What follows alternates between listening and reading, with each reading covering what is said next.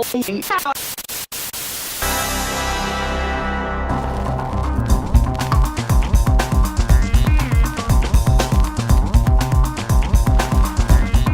to my basement, everybody. My buddy Scott Jones is here. Mom's upstairs. She's baking some hash brownies, I think. Hello, Victor Lucas. How you doing? are Awful loud today. I'm sorry, man. I'm excited. I'm excited. You know what's happening? That, your hearing's going. No, my hearing's fine. My hearing's... What did you say? I think it might be shot. No, my hearing's fine. Can you hear me? I'm excited because the middle of June is coming. And do you know what's coming in the middle of June?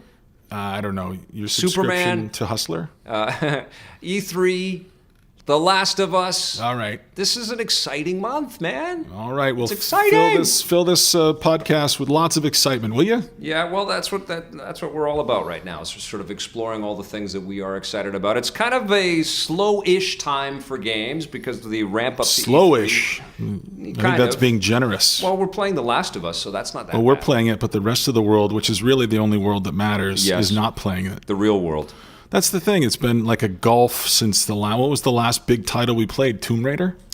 Yeah, look. No, BioShock came out after that, I think. Okay, so we've had 3 games so far Far Cry this year. Blood Dragon was pretty big. That's DLC, buddy. Metro Last Light, I've been playing that a little bit, pretty enjoying small. that. You know what came out today on the iPad, or just came out, is the Knights of the Old Republic on the iPad. That was one of the biggest RPGs of the last generation, one of the best regarded, most highly regarded Star Wars games of all time. It's $10 right now. You can play it, and it was an Xbox One game that you could play on your iPad. I can't believe it, man. $10 seems high, I know, that for a 10-year-old $10 game, is $10. Yeah, it's a lot of dough. It's 10. Yeah, I remember that your old friend Tommy Tallarico. He hated it. Yeah. And you sided with him when you saw that review? No. Did you? No, I didn't side with him. No, I mean, it's a polarizing game, right? Because it was a Star Wars game. It's really not. It just was Tommy that was the only one who hated that game. He was very vocal everybody about else not being able to have enough, one-on-one action with the characters and wanted to get into these lightsaber duels and all that stuff. That's because Tommy's fantasy of a Star Wars game is playing it's like a first-person Boba Fett sex game. Isn't that everybody's fantasy? What kind of sex would Boba Fett have anyways? Would he take all of his stuff off? Space sex. Space sex? Yes, he'd be giving ladies space rides to, other moons. Okay. Sounds like that's been your fantasy game, too. Actually, I think Have you ever had a Star Wars? Game. Have you ever had a Star Wars sex dream? Never. Not about Leia? Nope. Not even when you were little? No. And you were like feeling tingling? No. I was wearing my Comic-Con shirt from 2007 yesterday, though, and it has Leia in her slave outfit. What were you doing, running the vacuum cleaner? I was in chill mode yesterday, so I was wearing that. And I was in chill mode. And I looked in the mirror, and there's sexy Leia in her bikini, and that has become such a huge, giant, marketing image for Star Wars. Oh, fuck the bikini. I don't like the bikini. I like the buns and I like the nightgown. Like that thing she's wearing in the first one. Yeah, that's your Leia. Because I don't want to see so much. I want to leave some of it to the imagination. You want some space mystery. Well, no, you can see that all of her lusts as a woman, as a princess, they're all bound up in the buns. So if you let the buns go, then the woman is free. She was like 19 years and old. She can express herself. She might have even been younger than that. No, she wasn't 19. She was really young. No, she was probably in her early 20s. Well, she was very young by the time she was wearing the bikini in Return of the Jedi. What's a fact though? They were all drunk when they made those movies. Were they really? Yeah, for I sure. don't want to know that. They were all kids, man. Yeah. Except for Han Solo, he would buy them all beer. He was the one that was, he was getting everybody drunk, I'm sure. I wonder if there was any behind-the-scenes action that happened. Of course there was. Are you kidding? Ask Carrie Fisher. She'll tell you all about it. Okay, I'll call I got to her friend right her now. on Facebook. Can we put the podcast on hold? Isn't your mother Carrie Fisher? How cool would that be? Mom is Carrie Fisher. Yeah, we should do Mom! Should do a live podcast where all of a sudden your mom comes downstairs and it's Carrie Fisher. Well, so we've gone from KOTOR to drunk Carrie Fisher is my mom. Yeah. And we're having sex fantasies about her. Have we gone far enough? I don't think we have. We're weird at the beginning again. Yeah. We've completely flipped in this podcast. We'd like to get that out of the way now. But I'm excited about KOTOR on the iPad. God. Is that something that you are as well or not? You are not allowed to say the words "I'm excited about anything" for the rest of the podcast. I'm excited, man. June's getting me hot. Oh my God. I'm so pumped. Come on, Man of Steel. I've seen every one of those trailers, and they reveal everything. And I hate that I know everything about the story now, but I can't wait to see this movie.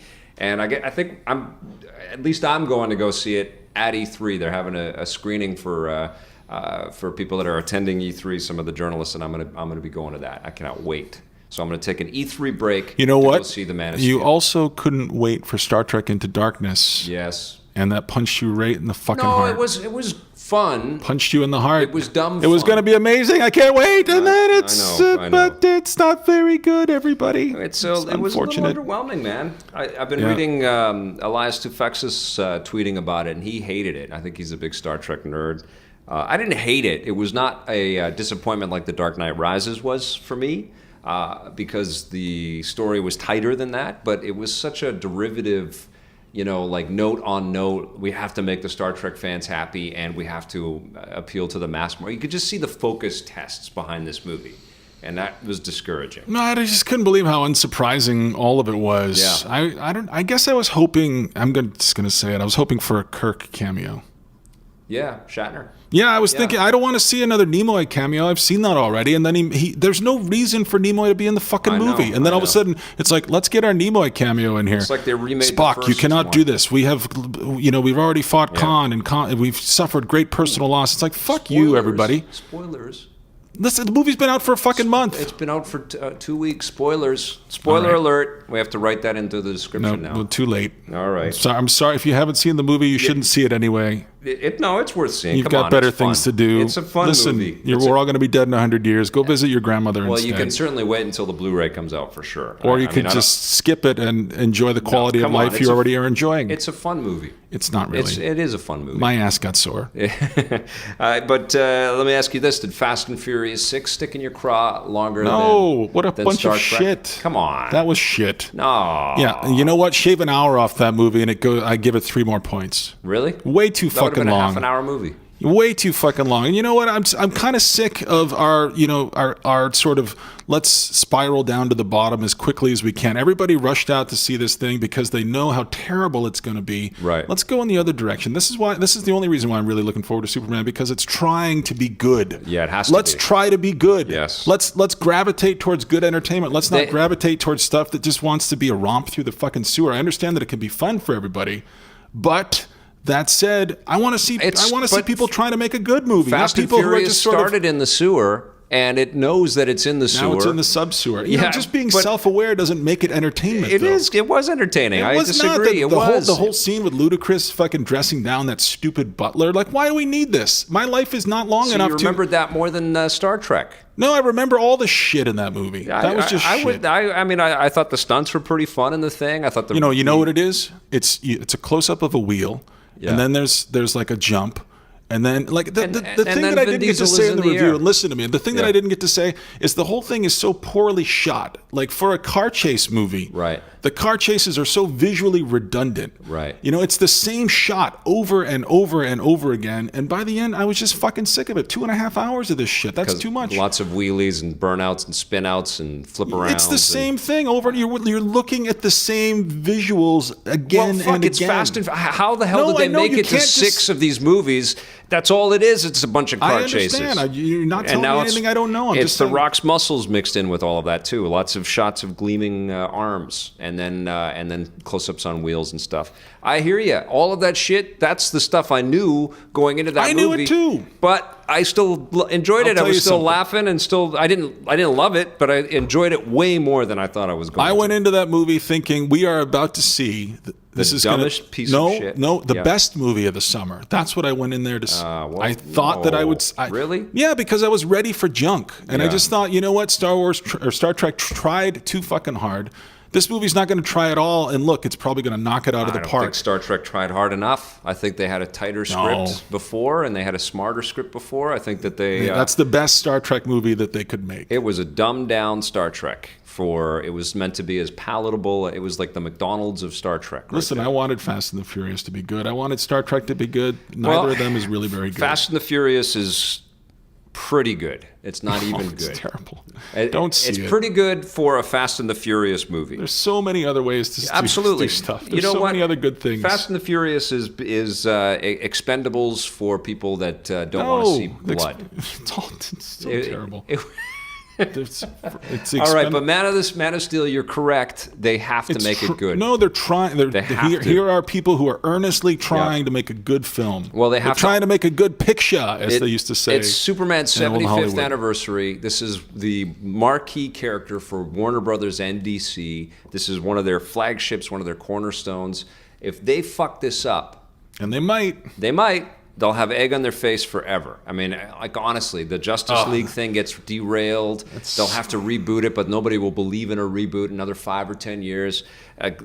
Imagine the disaster that occurs after this thing. Now, the news that's coming out is that Cavill is awesome, and Warner Brothers is already wanting to bank on him again for The Man from U.N.C.L.E., and they're already talking about the next Man of Steel, and they're green-lighting forward on New Justice League. Or there's a lot of rumor and speculation about Justice League going into production with Cavill as the center of that. But if they fuck this up, if this thing doesn't do the box office and it disappoints us as fans, DC and Warner Brothers they're really screwed. I just don't know. I don't know how you do such an earnest superhero take. Now, you look at the Tim Burton movies, the Batman movies. They were funny and they were fun. Yeah. And you look at Iron Man, which really launched the Avengers. That movie was funny and it was fun. Right. This movie does not look funny. And I don't know if it's going to be any fun. But you remember Superman, the movie in the 70s. I mean, that was It was kind of fun, though. It was super fun. Margot fun. Kidder with her cigarettes? Absolutely. But it was a skeptical time back then as well. And a lot of people didn't want to believe that a man could fly. But that movie changed a lot of opinions. That movie was... What are you talking about? I'm not talking about the special effects. I'm talking about the whole tone of the thing. I know. But Donner delivered a movie that became a blockbuster. It was a very different time, though. Huge hit. It was. We've had a lot of movies since then. Yes, we have. And our appetite has changed. That's true. I mean, look at the Avengers. Look how that is a fucked up movie, and it worked. I know. Should not have worked, and it worked. It was funny. It was fun. It was poignant. Had lots of characters, lots of people to care about. Well, Superman can be lighter. He can be. God, he's so fucking serious. It's the Nolan edge on all of this stuff, and it's that beautiful sort of almost documentary type cinematography that they've got going on with off the shoulder cam. That makes it look like it's just going to be really somber. But the character can be lighter. There's a goofiness to the insane I want Bizarro. Stuff that happens around him. Give me Bizarro. Totally. He's fun. Bizarro has fun. Absolutely. All right, bonus points for me today for saying Bizarro. Bizarro. Can you say Mr. Mixaplick? Mr. Mixaplick. Mitzaplick? I think that's his name. Imagine if they work him into one of the movies down the road. Is that the name of your mom's boyfriend? Mr. Mixaplick? Carrie Fisher's boyfriend is Mr. Plick. So are you... Yeah, what now? You're excited, or what? About what? About Man of Steel. Like, when have you ever seen me excited about anything? I don't know. Do you ever get excited? I'm excited. Just about Carrie Fisher? I get excited when I wake up in the morning. I think the day is going to be a good day. Yeah. And then by around 7 a.m., I realize it's just going to be shit. That's awesome. Oh, that's awesome. No, I'm just kidding. There's not a lot to get excited about. The Last of Us has got to be getting you excited. Nope. Come on. Nope. Come on. No. Really? Come on. What are you talking about? Uncharted 3 was a disappointment to me. Do we need to go over this again? You know ancient history. Oh, dude. You're not looking at this as well, I guess it's too soon to review it. I'm looking at this as a year in which we basically had 4 video games, and it's June. It's true. Right. Four games that have mattered on your meant radar. Anything. Right. Can you name them? Yeah. Tomb Raider, DMC. BioShock Infinite. I guess Devil May Cry, but that's even borderline. Come on, you love that game. I know, but it's genre stuff. It's not something that's it's not a game. It's like Fast and the Furious. It's not like they set out to make, the best video game ever made, which they tried to do with BioShock Infinite, and which they tried to do with Tomb Raider, and which they're trying to do with The Last of Us. I mean, that's what you want in this industry. Is people who are setting out, like, we want to make the best fucking video game anybody's ever seen anywhere. Yeah. And nobody's really trying to do that. I don't know, dude. I mean, the Luigi's Mansion was way more than just a 3DS diversion. It was fine. That was a terrific experience. I think terrific. I think the Lego City Undercover was way bigger than people would have given a game like that credit for the Wii U. I think BioShock Infinite was a masterpiece in any other year or any other time. I think Tomb Raider, same kind of thing. It's just, these are, tricky times right now. We have a lot of expectation about what the next generation is going to mean, and we want every game that comes out to be like the tail end of the PlayStation 2 and original Xbox era. And I don't know if I don't know if it's a direct correlation. I don't know if it can match up with that anymore. I'm just thinking back again to 2010. Yeah. Which was such a good year. You were talking earlier about Donkey Kong Country Returns. Yeah. That was the year that came out. We're talking about The Legend of Zelda, Skyward Sword. We're talking about a time when the Wii still had some juice, and now that's long gone. The other day I loaded up the Wii U. I just want to tell you a quick story about this. And I just can't believe that they made a system that has basically a poorly functioning iPad as your connecting device. Yeah. An iPad that can't really get more than 30 feet away from a base. Right. Like how stupid that is. Yeah, but it's a lot less expensive that is. Than an iPad. It doesn't matter. Like it's. I don't feel like they made the best console they could make. Well, here's the thought that I had about that. What do? You device. Have this thing that it looks like you have an iPad already. You have a phone. You can take these things anywhere. Right. This thing will not function outside of a 30-foot radius. Well, that's what they're fighting, and that's what they wanted to fight. And it has a charge that lasts 45 minutes. I know what they were tracking. They were watching all of us play games with our iPhones and tweeting while we were playing these things. And I think that's the way consumers are looking at all this stuff. And they said, well, we're going to lose attention span unless we come up with our own screen that attaches to our main content. And that's what they're trying to do. Imagine if you could take that thing anywhere and play I portable know. versions. Well, this is why I say they games. should come out with a new Game Boy that attaches to the Wii U or whatever, that it connects to the TV, but lets you download all of the single screen experiences that they've released for every platform that they've put out so far, and new single screen games. And you can also hook it up to your TV. That would be incredible. And it's just for games. I can't even believe that this is the new Nintendo console sometimes. Like, this is it. It came out already. It's done. It's cheaper than the base price of a Wii or of an iPad, though. Or it's like the same price as a Kindle Fire now. And I think that it's going to be highly discounted by the time E3 rolls around or just after E3. I think there are going to be some pretty big price cuts out there, and that the machine is actually going to be worth the dough. It's probably going to drop down about $200. But I think you look at these things and you think about, how they can be used. And the first thing you want to do is just put that thing in your lap and walk around with it and take it with you. Yeah. And you just can't. And you know what? You pick up the iPad or the iPhone, and I'm not a huge, Apple fanboy or anything, but that thing continues to do things that you don't expect it to do. The Wii U does less than you expect it to do. And that's a problem. That's a design flaw. I don't know, man. I think the gaming content that you can play on the Wii U, if you are into console games, is going to satisfy you more I'm talking about the functionality of the hardware. That's all I'm talking about. I'm talking about the quality of the games. The games are fine. They look like Xbox 360 games. Congratulations to Nintendo for catching up with technology that has been around since 2006. Yep.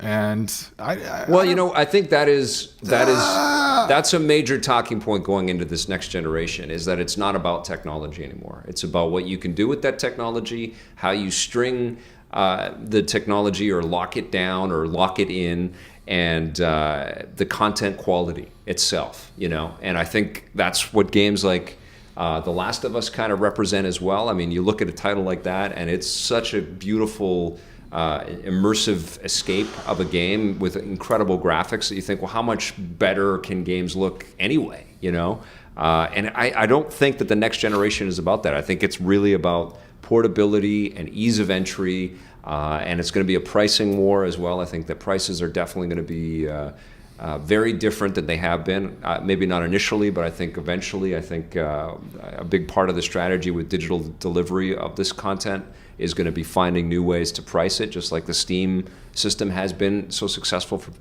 PC game makers out there. So I think that's more about what next gen is going to be. And I think Nintendo, didn't spec their machine out, but they're dipping their toe into the water with this idea that people have two threads of concentration, and they didn't want to lose one of those threads to somebody on their iPhone or their iPad. I think that the minute that and Christ, you and I do this while we're looking at Wii U titles. Is we have our screen, we're looking at our big screen, and then we also have our third screen, which is our Twitter feed or whatever, or when we want to tweet out something or get our email or whatever. And that, I think, I know I've done this, where you just stop for a second and you look at this bank of monitors around you and you feel like you're in the Matrix or something. And I think Nintendo wanted to kind of say, don't give up that attention to another screen, make people sort of stay in our walled garden. I don't know if that was the wisest commercial thing for them to do. Maybe they should have gone further with their tablet. Maybe they should have partnered with a company like Amazon or something like that and made a real competitor to iPad or to the iPad that you could walk around with and still, connect to your console. But, they're coming in at a price point that still appeals to some people, and I think it will get better, and they still own their own content, Who knows what Nintendo's got up their sleeve? Well, we're going to find out pretty quickly here at E3. Now, listen, you've been to every E3 since the dawn of man. Just for people who haven't been there before, what sort of preparations do you do before you go to E3? Do you always get a haircut? Do you buy new shoes? What do you do? I usually get a haircut, and I usually go and buy a new shirt or two. You want to look good, right? Well, and I want to have a different look sometimes than I've had the last year or the last few years that I've been to. But really, it's just, especially with daily TV production, it's just we shoot a ton of stuff and we get a lot of material in the bank so that we can have the breathing space to kind of just go and think about the moments that are happening at E3, which I think is really the importance. So it's a lot of hustle before we go. It's a lot of, just getting all of the content done. It's a lot of research and a lot of, reading through press releases, a lot of kind of prediction and guesswork about what some of the announcements are going to be. I used to do all of the appointment booking on my own, but we have more people now that are helping us out with a lot of the scheduling and all of that stuff right now. So there's a lot of dialogue with the different game publishers to get all of the appointments booked and interviews booked. But, really, I just want to go and have a good time. Traveling is stressful, especially when we have so much production to deal with every single day. It's more stressful now than it's ever been, and I've just come off of 3 weeks of being on the road. So I really work hard to just kind of breathe and just go and try to have a good time. And I always do when I'm out there. It's the getting to these destinations that creates a lot of pressure. It's the getting away and the getting to. But once you're there, like the trip that I did to LA a little while ago, that was a blast. That was so much fun. Right. So I'm, I have to, download the games that I want to play. KOTOR will probably be one of them. And sort of get all of my technology prepped and spend some time with my family before I go. And then I go and I just have a blast. And this is going to be my 19th E3. I always buy new shoes. Do you? I buy new shoes and then I wear them around at least for 2 weeks beforehand to make sure they're broken in a little bit. Now, the first couple of E3s I went to... Running shoes, though. Yeah, sneakers. I don't know what you call them here in Canada. Sneaks. You call them sneaks? We call them sneakers. I'm not calling them that. We call them running shoes. Call them tennis shoes? Tennis shoes, sure. Do you call it pop or soda here? I think most people call it pop in Vancouver. So I get new shoes and I'm the same. I usually get a haircut. I try to find something nice to wear. Are you stoked for this E3?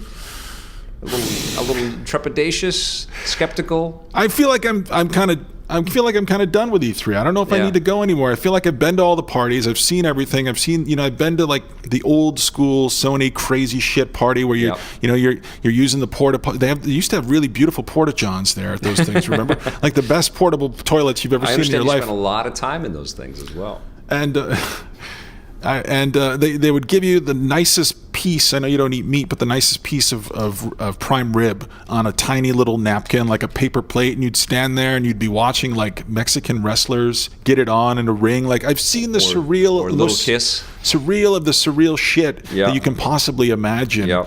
And going now is kind of like going to a smaller version of the circus once you've already had a look behind the scenes and you know how everything works already. And it's not the overwhelming, surreal, am I in a dream kind of moment that it used to be, that I loved and that I thought, like the last time I really had that feeling And I was thinking about this the other day. It was 2009. It was right around the time when I moved here. We went to the Tokyo Game Show, and I just remember thinking I was hallucinating for the whole time we were there. Yeah. Because you just see things that just don't make sense. And I love that. And now E3, it's become so predictable. It all makes sense to me. We don't get the bombast anymore. We don't get the We know how the magic is made, We man. know how it's all made. Yeah.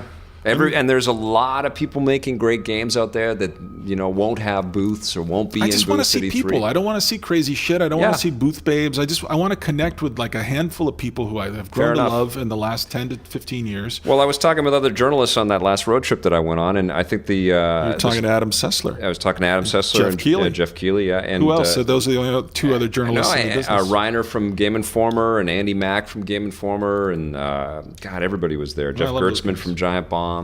Ben Silverman, you may have heard of him. Silverman? The Run, yeah, good guy.